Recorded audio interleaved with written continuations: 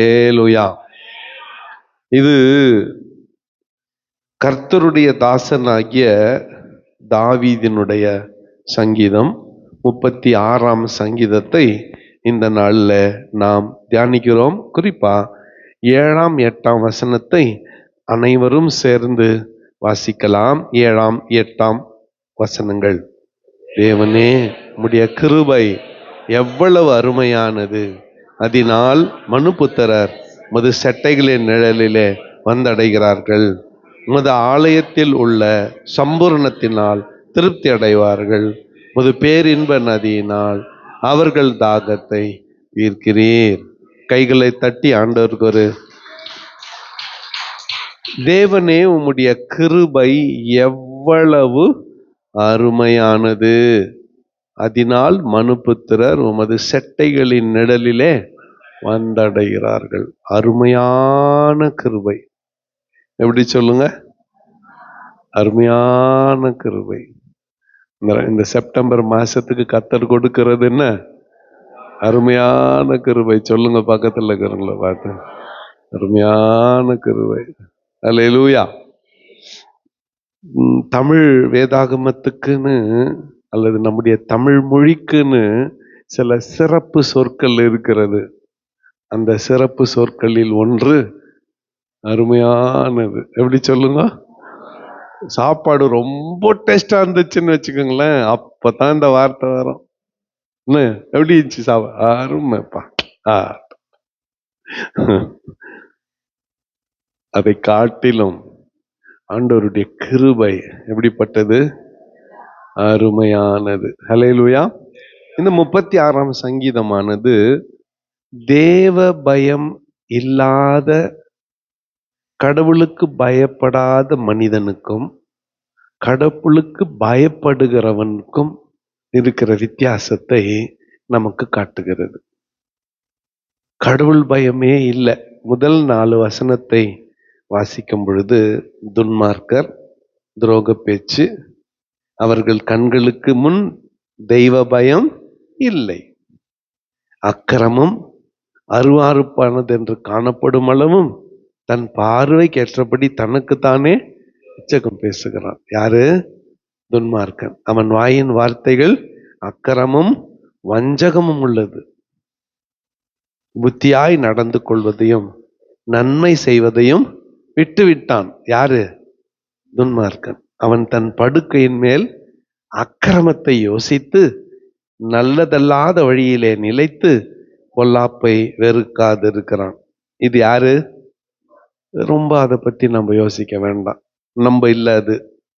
ஆனா 5ஆம் வசனத்திலிருந்து 9ஆம் வசனம் வரை கர்த்தர் எப்படிப்பட்டவர், துன்மார்க்கன் எப்படின்னா போறான், கர்த்தர் எப்படிப்பட்டவர். குறிப்பா 5ஆம் வசனம் இட் அட்ரிபியூட்ஸ் டு காட். 5ஆம் வசனம் சேர்ந்து வாசிக்கலாம்.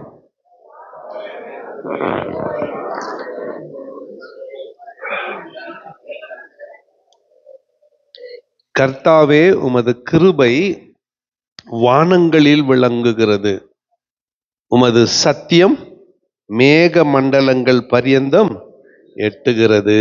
கர்த்தாவே, உம்முடைய கிருபை வானங்களில் விளங்குகிறது. வானம் மேல போனா எவ்வளவு பயமா இருக்கும் அப்படின்னு நீங்க தெரிஞ்சுக்கணும்னா, ஒரு 2வது மாடி மேல போயிட்டு எட்டி பாருங்களேன். 2வது மாடியில ஏறிட்டு கொஞ்சம் எட்டி பாருங்க. இந்த ரவுண்ட் ராட்னங்க தெரியுமா? ரவுண்ட் இல்லது, ஜெயண்ட் வீல். அதுல ஒருத்தரையா ஏத்தி நிற்பான்ல.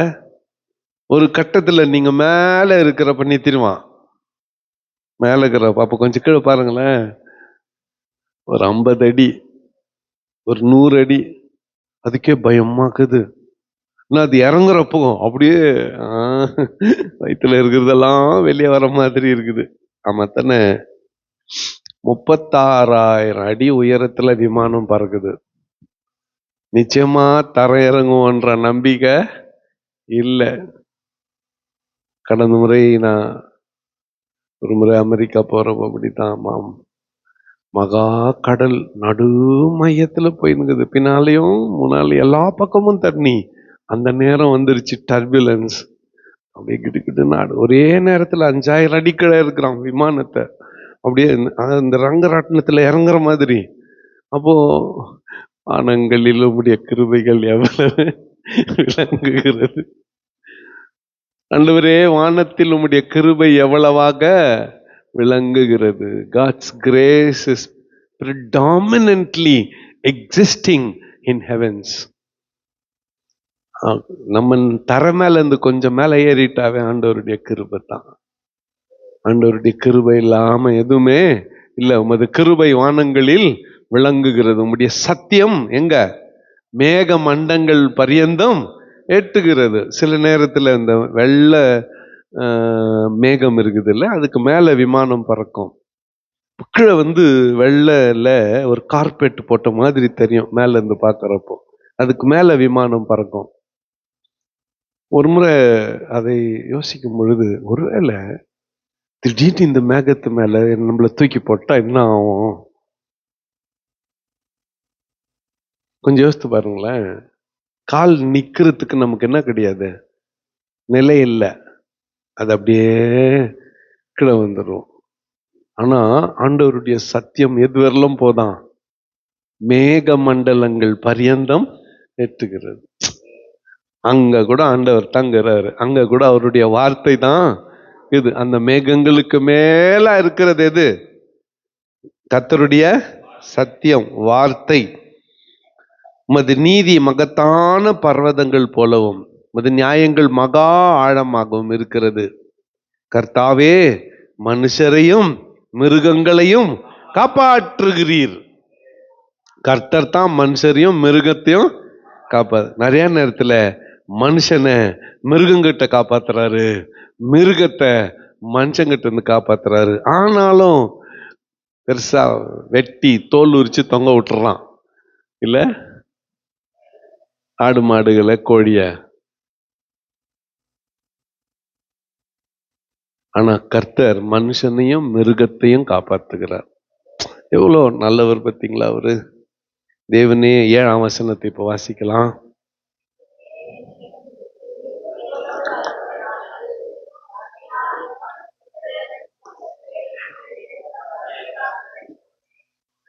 உடைய கிருபை அருமையானது. என்ன இப்ப அதுக்கு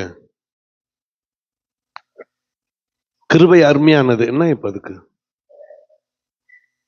மனுபுத்திர அந்த கிருபை என்கின்ற செட்டையின் நிழலிலே ஓடி போய் ஒளிந்து கொள்ள முடியும். அல்லேலூயா.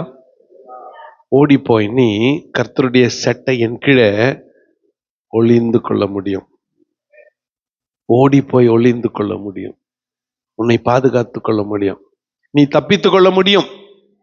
ஆண்டவருடைய கிருபைக்கு கீழே அவருடைய செட்டையின் நிழலில நீ ஓடி போய் என்ன பண்ண முடியும்? தப்பித்து கொள்ள முடியும். சரி, ஓடி போய் அவருடைய செட்டையின் கீழே போயிட்டேன்னு வச்சுக்கோங்களேன். கிருபை மட்டும் குத்துட்டு கிருபை கிருபை கிருபைன்னு பேசிட்டு அம்பிடுறவர் அல்ல அவரு. சரிப்போ, சிலர் இருப்பாங்க நல்லா நெய் ஒழுகுற மாதிரி பேசுவாங்க. ஒரு பச்சை தண்ணி கூட முண்டு கொடுக்க மாட்டாங்க. நல்லா பேசுவாங்க, ஆனா அருமையா பேசுவாங்க, ரொம்ப ஆதரவா பேசுவாங்க, ரொம்ப கிரேஷியஸா பேசுவாங்க. ஒரு பச்சை தண்ணி கூட கொடுக்க மாட்டாங்க. ஆனா ஆண்டவர் அப்படி இல்லை. 8ஆம் வசனம் வாசிக்கலாம்.